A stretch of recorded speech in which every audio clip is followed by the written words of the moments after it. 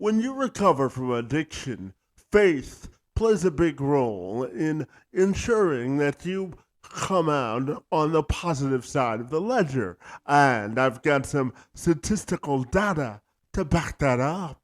Nearly 90% of Americans rely on their faith to play a role in significantly reducing their opportunities for relapse, according to the Journal of Religion and Health. And furthermore, research from the National Library of Medicine reveals approximately 75% of individuals who experience a substance use disorder eventually recover. However, the question remains, what exactly creates lasting freedom? That's the question that we will explore in today's episode.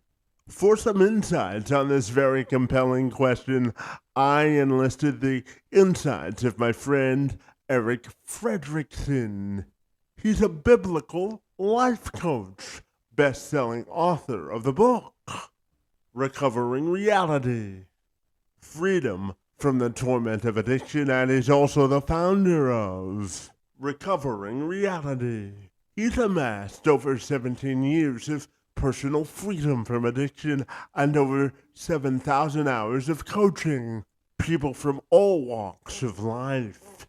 He brings both personal lived experience and deep insights on what truly drives transformation.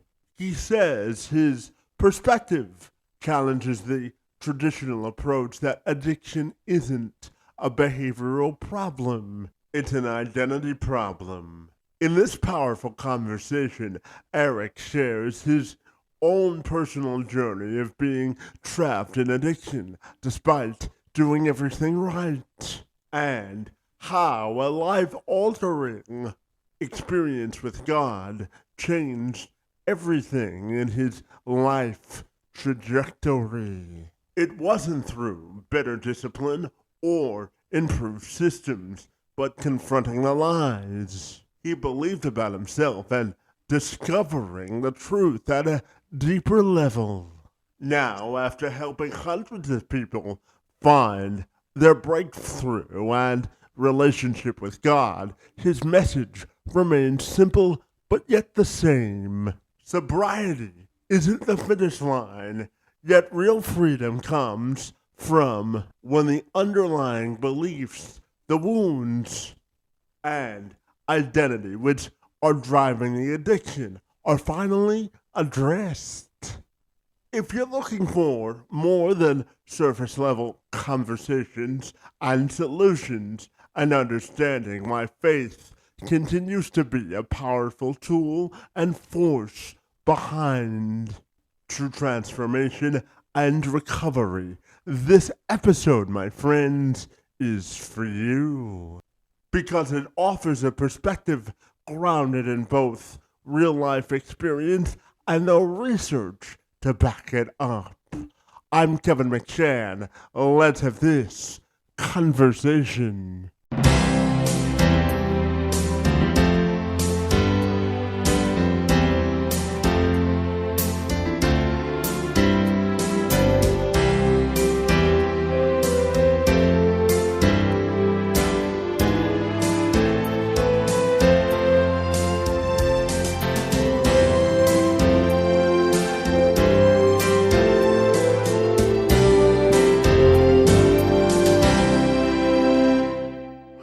If you're ready, I'll take a moment to welcome you to the program, my friend, and I'm super excited to learn how you help people show up in life and really become the best versions of themselves, my friend. It's great to see you and happy Friday to you, my friend. Hey, thank you, man. It's good to see you too. I'm glad to be here. Absolutely. So, Erik, I'm curious if we can begin our discussion by you telling me sort of about your life philosophy, my friend, because I know that you work with people as a biblical life coach to help them sort of create their own path to prosperity, my friend. So I'm wondering if we can start by you outlining sort of your philosophy on life and building relationships and prosperity, my friend. What are your thoughts there? Yeah, well, it comes from an experience myself. You know, I went down a road of 13 years of really bad addiction, and came out of that basically just desperate to have an average life. Sounded fantastic to me at that point. And I went on a journey of an internal transformation. I emphasize internal because a lot of people come at transformation and they treat it as behavior modification. I think if it's really going to take root in someone's life transformation, it's got to be a transformation that starts from the inside out. And so you ask my philosophy, my approach, it's very simple. I believe the biblical principles and following Jesus is going to lead us into the best life possible. I emphasize relationship, not religion. But my approach is really, I need to get my inner world in the right space on a daily basis. I need to make sure that my mind's in the right spot, my heart's in the right spot. And when you mention prosperity, I love that word. It often just gets thrown into financial. I think that's selling it really short. I think prosperity as a whole would be prosperous relationships, prosperous in my mental health, prosperous in the work of my hands, in my family, in my marriage, in my business, all encompassing healthy, growing life. Absolutely. And Eric, I'm also curious to ask you about your philosophy on how when you have a relationship with God and Jesus, how it helps improve your mental health and sort of your psychological safety in life. What are your thoughts there, my friend?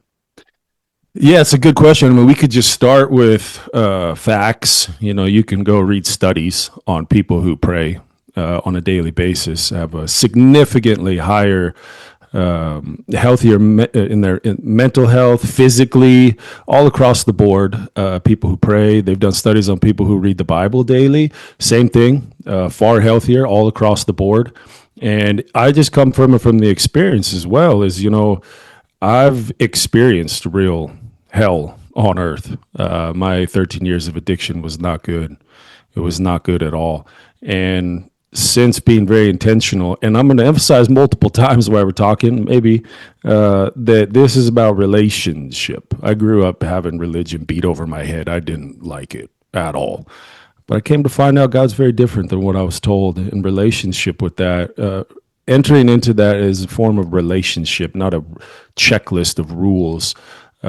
It's completely different. You know, God loves me, accepts me, and the more I can keep that my default and approach Him, the more I grow and the more He helps me conquer challenges in life. Yeah, absolutely. And Eric, I know you're the best-selling author of a book called "Recovering Reality," my friend. Freedom from the torment of addiction, and I know that your own personal journey sort of informs the work that you do today. But I'm wondering, what was the turning point during your struggle with addiction that really turned your life trajectory around, my friend? And what do you want people to know about the power of resilience, my friend? Yeah, so many people have probably heard the term rock bottom. It's common when we think about addiction.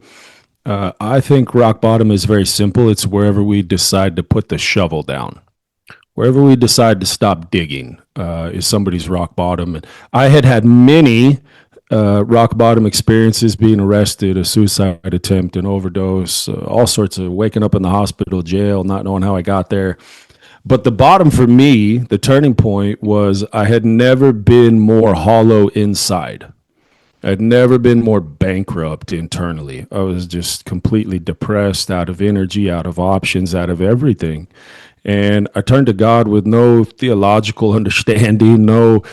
I'd had some encounters with God when I was young, and I just said, you know what, I'm convinced God's the answer. And I surrendered, not knowing what that even looks like, just desperate for a life, just absolutely desperate for a life. And when I think hope is the cornerstone to resilience and growing, because hope in its most simple definition is hopelessness. In its most simple definition is I'm looking to the future and I don't see good things coming in my life. Hope would be I'm looking to the future and I'm convinced there's good coming into my life.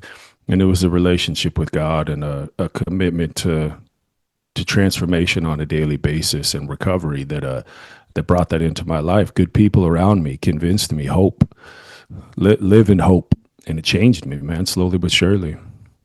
Well, I always say that, resilience is the answer to the test once adversity strikes. And certainly hope is a part of that discussion as well. But I also know that you run a company called Recovering Reality, my friend, where your mission is to help people get restored from a family perspective to God's original intention, my friend, helping people break free from addiction, grow in their faith and life with true responsibility and purpose, my friend. So tell me about your day job and why you think it's so fabulous, my friend. Yeah, we were chatting before we got rolling a little bit about if you like what you do, you don't work a day in your life, and there's elements of running a business that feel like work for sure, but most of what I do doesn't feel like work at all. It comes from my own personal experience of walking through the pain of addiction and a life that just was not on track for anything, and walking through that transformation, and then beginning to help people early on in my recovery with no intention of turning it into a life coaching or sober coaching, biblical life coaching at all. It just kind of ended up there. But I realized there's really a way out here. There's a way out to live in freedom, and there's too many people stuck in, and most of the people I work with, they're struggling with addiction, but not all. There's a lot of people that come to me and that I work with for a season, that addiction's not their issue. They're just really, really stuck in some patterns they cannot get out of, right? And the simplest thing I would say about what I take people through is they have to understand it's a process, in the same way that the big mess that they're facing didn't come into their life overnight. It came about through mindsets and bad habits and choices. We can also change everything slowly but surely, but it has to come from the inside out. It's got to take root in the thinking. Because if it's all behavior modification, then we might see some shift for a season, but it's not going to take root and launch us into a long-term path of transformation. And when it's from the inside out, helping people renew their mind, partner it with practical action steps, the importance of daily habits, connecting to God. What does that look like on a daily basis? When we're not working through a season of like, hey, just do this, this, and this. It'll change everything, and you're good. We're learning how to live a completely different lifestyle and commit to it. And watching people's lives be transformed and get set free from things like addiction and depression, these things that have been plaguing them. It's I don't know, man. I love it. I absolutely love seeing people get set free. Yeah, absolutely. And Erik, I know you also work with your wife, buddy, and I know that partnering with her to offer this transformational coaching is really important to you. So tell me about working with your spouse and why you love it so much, buddy. Yeah, well, my spouse is amazing. My Anna, she's Brazilian and moved to America and learned English. And shortly after she moved here, we met and got married.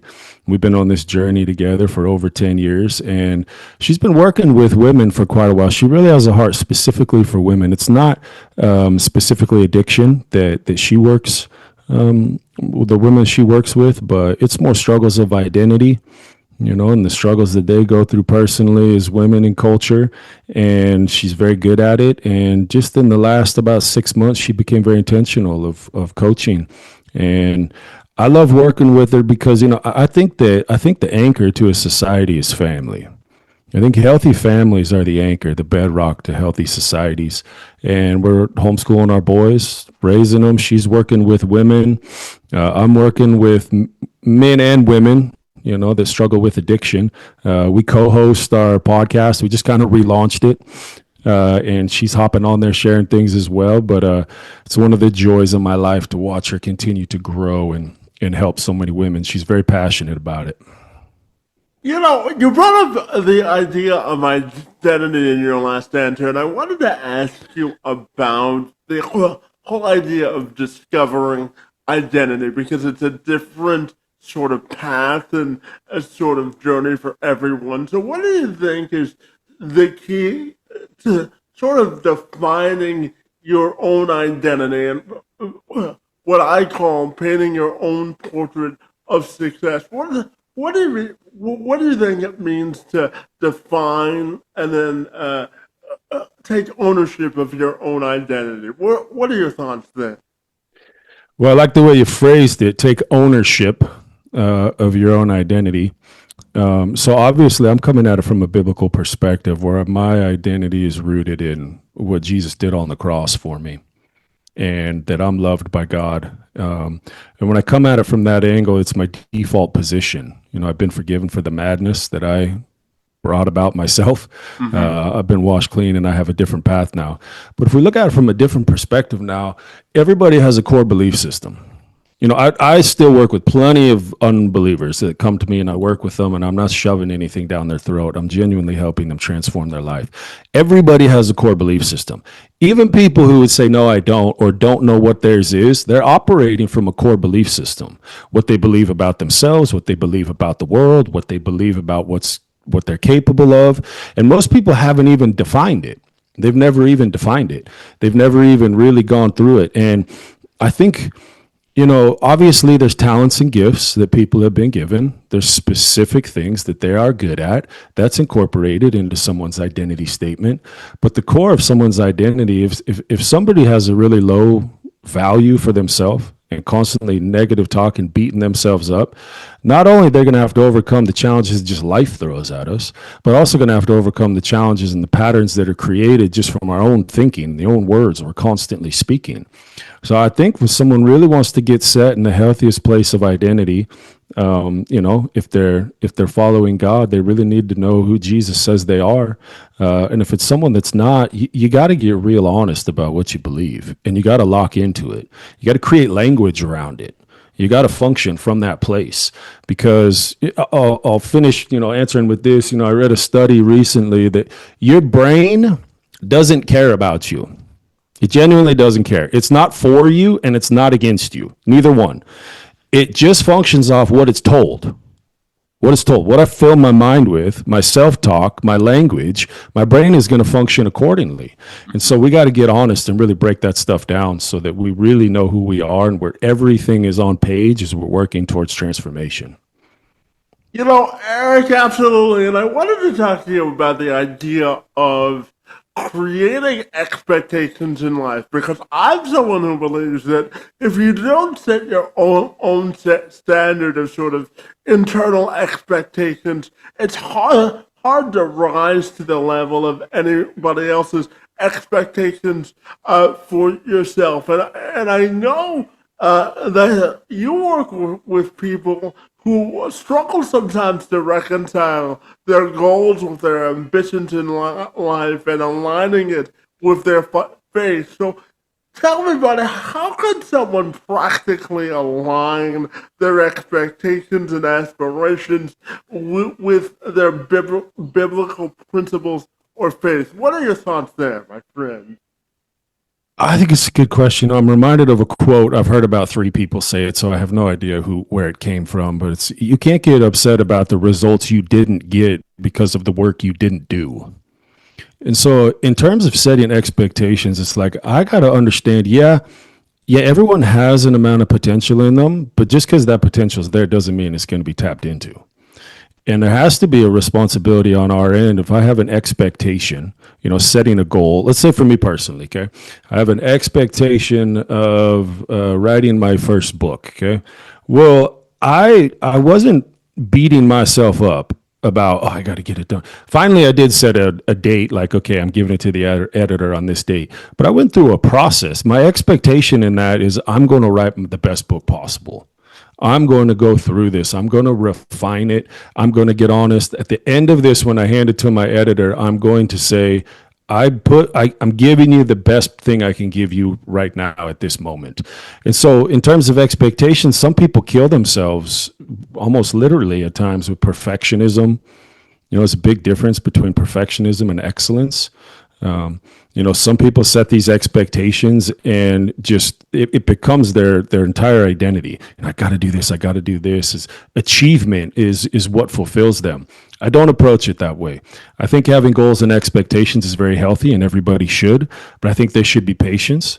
I think the journey and what we learn during the journey is almost just as valuable, if not more, than the reward that comes after it. So I think challenging ourselves, living outside the comfort zone is the only way to grow. But when it comes to expectations, if I'm setting expectations on myself that are constantly making me like, gosh, why aren't I doing this? What did I do wrong? How am I this? Well, someone needs to take a look at their core beliefs, because if we're beating ourselves up with our words, then there's something that's incongruent. But secondly, I think expectations are there to challenge us and to help us grow, not to constantly be fulfilled just by achievements or beat myself up if I don't meet those expectations.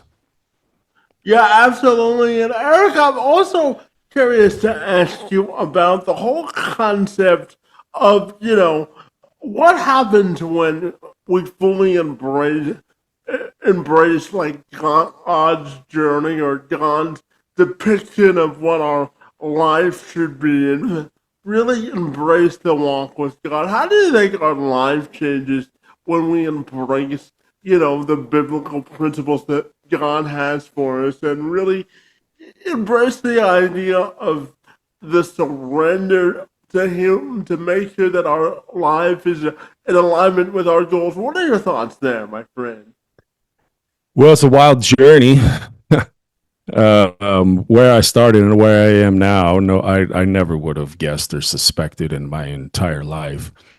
But I think embracing it really, if I'm gonna, I'll give it to you in a short snippet and elaborate. If I had to say it in one sentence, it would be this: you're going to trust God to the degree that you believe He's good. And if I don't believe God's genuinely good, He has good plans. He knows the plans that He has for my life. It's plans to prosper, a fulfilled life of health. If I don't truly believe that, well, I'm not going to trust, because it's not about what I want every day anymore. It is about following and doing everything I can to serve the people around me, make their lives better, and live in as much excellence as I can.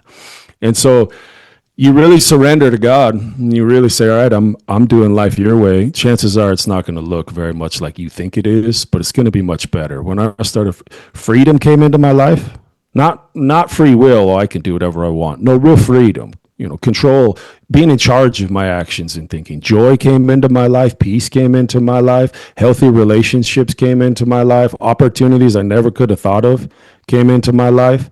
But He's also not a genie in a bottle.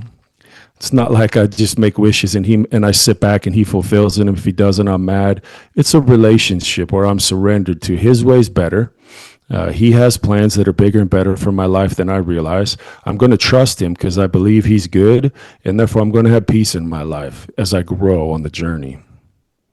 Yeah, and going back to addiction for just a second, you say it's more than a behavioral problem or a hindrance in life. It's really something we need to look at from an identity perspective. So, can you tell me why you hold that belief, and what do you think people need to know about their behavior and identity, and how it's related to their walk to get rid of addiction or dependency? What are your thoughts there, my friend?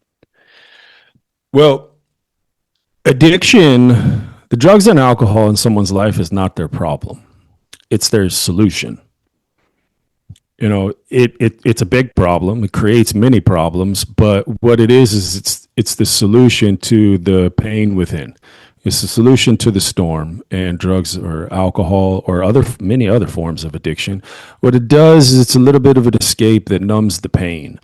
I've seen people, there's a very big difference between being sober and being in recovery. They're not the same thing. I've seen people just be sober and white knuckle it.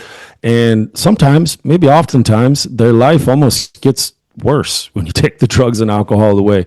They just real snappy, short, mean, angry. They're just because they don't have their solution anymore. Terrible solution, but their solution. You Hmm. take that away, and what you're left with is the underlying issues of mindset, daily habits, thinking patterns, relationships. Recovery is really about learning how to live. As simple as that sounds, it's about learning how to go to work. It's about learning how to have a good mood, be in a good mood. It's about learning how to be optimistic. And it's far more simple than we've made it.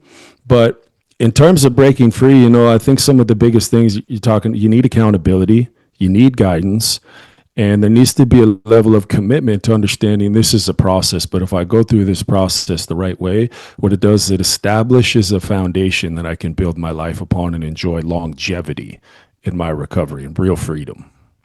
Yeah, absolutely. And, I also wanted to talk to you about breaking free from false narratives, not only from an addiction, but from a societal standpoint. Because, from a societal standpoint, we're all susceptible to sort of creating narratives about people or our situations in life. So, well, whether it's addiction or from a societal perspective, how do you think people can really look inward to break free of the false narratives that are sort of compiled about them? What are your thoughts there, my friend? Well, I think if we're going to get real honest, we got to take responsibility for our own lives. The victim mentality's got to die. It's got to die. It can never be a place of default or excuse in my life. That has to die. And even if I have been the victim in a certain situation for, big or small, whatever it is, setting up camp there doesn't help me at all for anything. It doesn't help me. And I think taking accountability and responsibility for my own personal life is really the key. We could get into narratives pushed by media, history, pharmaceutical. There's always some sort of narrative. That's why I don't really listen to any of it. I haven't found much of it, to be honest, for a very long time. But if I'm going to break free, just look at the two words themselves, okay? Responsibility. What is a response? An ability to respond, your ability to respond, okay? No matter what comes at me, if I default to victim mentality, well, I've just lessened my ability to respond here. And it's an agreement I'm making mentally. So when I understand I have an ability to respond to no matter what life throws at me, no matter what. And if you look at the same word, accountability, it's giving an account for your ability, okay? And what's that going to do? It's going to put me to a place of being very, very honest and saying, okay, this is my ability. Let me give an account for it. And what that's going to do is I'm honestly assessing myself all the time, constructively criticizing, saying, okay, I could have done better here. I did good here. I learned here. And if I just stay in a place of being really honest with myself, my responsibility and my accountability, I'm going to do pretty good at overcoming all these narratives that are thrown at me, getting honest about my thinking patterns. And then the challenges that come at me start to look like opportunities, not constant problems and setbacks. Yeah, absolutely. And Eric, I know that you and your wife homeschool your kids, but I'm still interested in your perspective on this in terms of the role you think religion and Bible principles should play in today's modern American classroom. How do you think faith should influence the way that we educate our kids today? Well, I'll come at it from two parts. One, you just look at statistics. Just look at straight facts. Go. I would encourage anyone to do this. Just go look yourself. Oh gosh, I think it was the late 60s. I want to say, someone can fact check me on that. But go look when they took prayer out of public school, when it became law. And then go look at a graph of exactly how education started to fall off a cliff, exactly when the nuclear family started being attacked, when addiction began to skyrocket. You're going to see direct correlation. So you can go straight to facts, okay? That there having a relationship with God and being intentional about prayer absolutely brings results. It absolutely helps. And if we just look at pure facts and statistics, it proves it. Secondly, I would say this the bedrock of this nation is Christianity. Nobody can refute that. People can argue and say, well, what about this? Well, what about that? And I get that. And at the same time, the bedrock of this nation is Christianity. They weren't saying you have to be Christian. You're free to practice whatever religion you want. But it's so far ingrained that when our government is constructed for a Christian nation. And when you have a nation that refuses to follow morality, refuses to follow values, unfortunately, it's becoming rather popular. Well, it becomes very difficult because the whole premise of it, the whole foundation of it is set up for people who understand that morals and values are absolutely important for society. They're absolutely important for society. And so I would say you could just go look at straight facts and statistics. Go look at statistics on how well faith-based recovery centers do compared to secular ones. The numbers don't even compare. They're like 5 times better. So there's something going on there. And the whole construction of this nation was built upon a biblical foundation. Yeah, and I know a big part of what you do is help people confront their limiting beliefs in life and things that are holding them back so that they can step into a sense of clarity. So I'm curious, when you work with people, how do you help them sort of get back to a place in their life that's rooted in, their own personal identity, Christ and freedom, and a sense of purpose? What are your thoughts there, my friend? Well, I've touched on some of it, but one other thing I would add is man, who we're around is so important. Like, you could be someone of faith or not. It's still the same. Like, if I'm in environments constantly that are making me think less of myself, like I'm unimportant, if I'm around people that aren't really doing much with their life, their conversations are rooted in gossip or making excuses, like, we can't think that it's not going to affect us.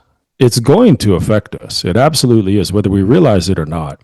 And so on top of the other things I've added to some of that question, another thing I would emphasize is, like, I was very fortunate, very blessed to have people around me early on that constantly just spoke hope into my life.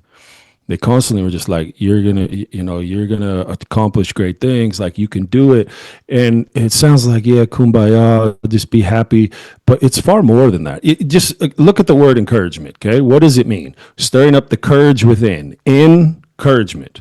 So when we're encouraging somebody, what we're really doing is stirring up their courage to, man, go out there and chase your dreams. Man, go out there and help people. Go out there and do what people say you can't do. Like, so many amazing businesses, athletes, entertainers, people who made big impacts on society. Like, they weren't given a silver spoon. Their life wasn't perfect. They overcame things.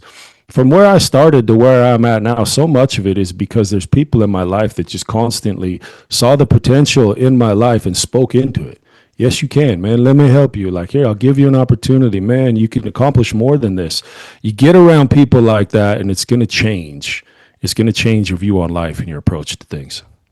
Yeah, and for someone who may be watching or listening to this conversation and truly absorbing it, but who may be on the beginning of their faith journey, I'm curious about your message to them about fully embracing, the Word of God and how it can help them transform. So if someone's just beginning their faith journey, what are the top 3 things you would tell them to focus on in order to really maximize their chances at prosperity if they embrace their faith? What are your thoughts there, my friend?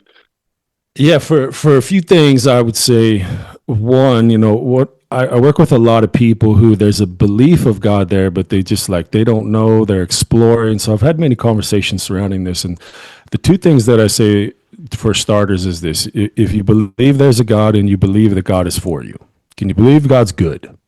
If you can establish, because look, where I started with God and where I'm at now, so many of my views have changed. Not the core of, Christianity and the Bible, but so many different facets of who he is and how he responds and what's my role. That's going to shift over time, but there's got to be some things that are locked in. And if you can trust him, if you can believe he's good, he's there, he wants to help me, and he's good. Okay. And the other thing I would add to that is you have to create a value to step outside your comfort zone, no matter what it is. If you want to get more in shape, if you want to grow your business, if you want to have healthier relationships, if all across the board you want to increase your finances, like if we're not going to be intentional about learning that stepping outside of my comfort zone is the only place to grow. There's no other place to grow. The comfort zone is where dreams go to die. Because if I'm creating a life that's just based on I want to be comfortable, I just want to be comfortable, I just want to be comfortable, it's like kryptonite to growth. So I have to be intent. God's here, he's for me, he's with me, he's good. And if I want to grow and achieve something in my life, I have to understand I got to get outside my comfort zone. It could be the smallest step 3 inches out of it every day. It can be the smallest things, or it can be big steps that are calculated in the right direction. And so the comfort zone, I would say, that was one of the biggest, man. I talk to many people that want to grow, they want to achieve this, they want to do that. And it's like, all right, let's lay out some practical action steps. And then they don't want to follow through with it. Well, you can't get mad at the results you didn't get because of the work you didn't do. Yeah, absolutely. And, Eric, I want to talk to you about giving yourself a sense of grace because even the most intentional people sometimes stumble in their faith journey. I know that I've done it personally, and believing in a higher power or God. So I'm curious about if people are wanting or listening to this, and they stumble along their way in a faith journey. What would be your message about the importance of giving yourself grace and the ability to forgive yourself if you think that'll help on your overall faith journey? What are your thoughts there, my friend? Yeah, I appreciate the question, man. And I just default to like, this is where a good theological foundation and the experiencing of that reality comes into play. I mean, if you just look at the Bible, I mean, you're talking about some people that accomplished some pretty amazing things for with God. Basically, all of them stumbled at some point. Basically, every single one of them. So if I do, I suppose it puts me in good company.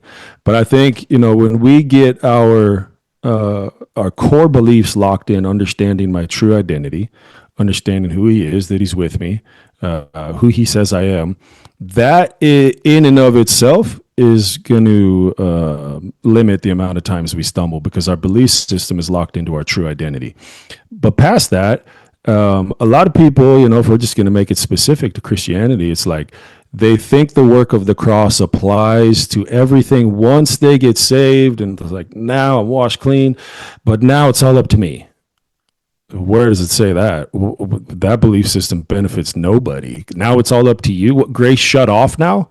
It's like, no, the same grace applies, but that same grace that God extends to us, when we truly take responsibility for our actions and turn away from them, that same grace he extends to us is the same grace that's fueling us to live as a new creation and a new identity as well. So I would just say, that's why the default place has to be God loves me. God loves me. And love has a definition. It's not all happy feelings. There's an actual definition in 1 Corinthians 13, what love is and what it isn't. And when I can remember God loves me, and then I can take responsibility and accountability if I do stumble, it's the work of the cross applies just the same, washes me clean, and I get to keep going and learn and grow from it. So hopefully I don't do it again. Yeah, and Eric, as a dad, I'm curious to ask you about the role that fathers need to play in terms of guiding their children specifically on a path to prosperity from a biblical perspective. Because, if you look at the Bible, it says that the family or the head of the family is supposed to be the man in some cases. So I'm curious to ask you about the role you think fathers need to play to set an example from a faith and biblical, but also a societal perspective in order to maximize, the what I call the prosperity of leadership within their kids and their own family life. What are your thoughts there, my friend? Well, again, I'll default to just facts. I would just encourage anyone listening, go Google this. Just go Google the results and statistics of kids growing up in a home where there's not a father, and go look at how the likelihood for violence and addiction and mental health and crime, it literally skyrockets. It skyrockets. So I would just encourage anybody to just go do their own homework and Google those statistics, and it will be very, very eye-opening. If you haven't seen those before, I think it will really open your eyes. Secondly, I would say is this, and again, I'll get theological because that's the place I'm coming from, and that's how the question was framed. The Bible says, "Wives, submit to your husbands," and we've heard that, and it's like, oh my gosh, what are we trying to go back to the 1500s? Who do you think you are? Yeah, keep reading. Read the next verses right after it. Just keep reading, because the next verses say, "Husbands, die to your wife like Christ did for the church." It gives 3 verses of a definition of wives submit to your husbands, and then it gives 9 verses on husbands die to your wife, die so that their life gets better, just like Christ did for the church. So it's not the biblical structure, is Christ is the head, and the male, Christ is the head, the male is the head of the household, and the wife submits to the husband.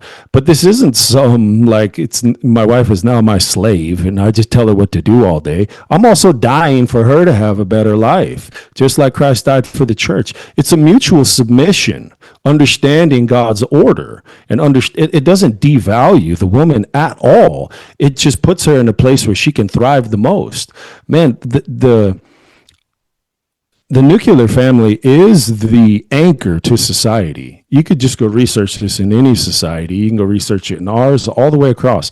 Healthy families are the bedrock of a healthy society. And when the family is functioning in God's structure, which doesn't devalue anybody, it puts people in their position to maximize potential, actually.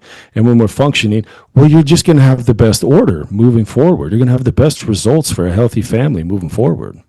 Yeah, absolutely. And Eric, I've got 2 questions left for you. And the first of those 2 questions is this, my friend. I know that one of your powerful messages, and you've also briefly touched on this, but I'll give you the platform to tell me about the whole idea of not being God's eternal fixer rather, and why you think people really need to understand the gospel behind that message, my friend, and why the importance of faith and belief is so important, my friend.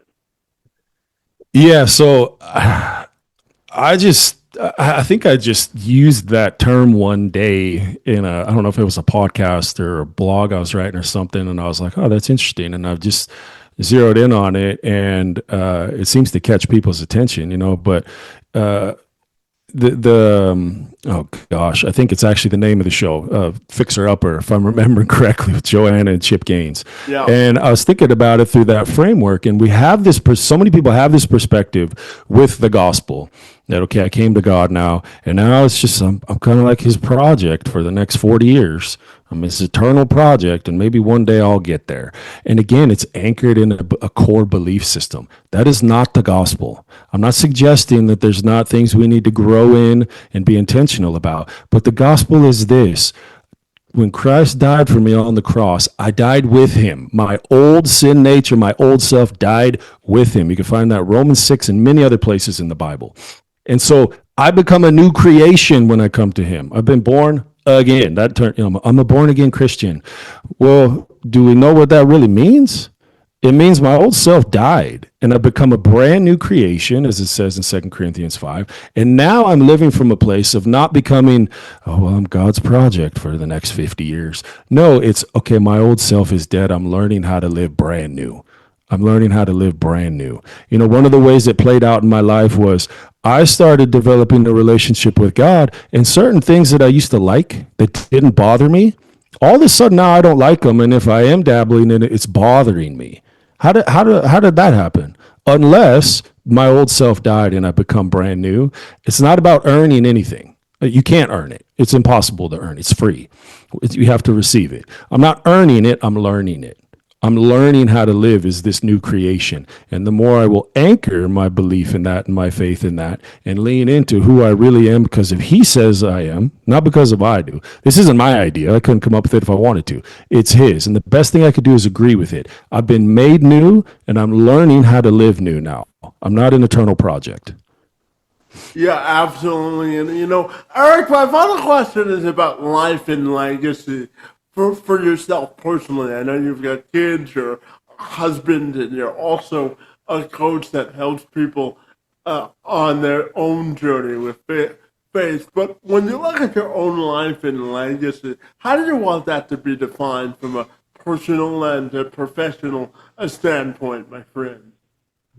Yeah, I don't really have a mission statement written for it, but it's a great question.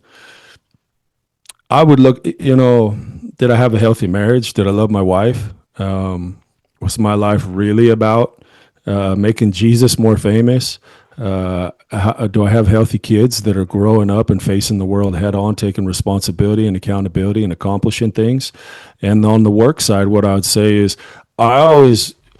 I did an interview for Life Coach magazine and they asked how, and I'd never really thought about this, not to the detail they asked, at least. They said, how do you measure success as a life coach?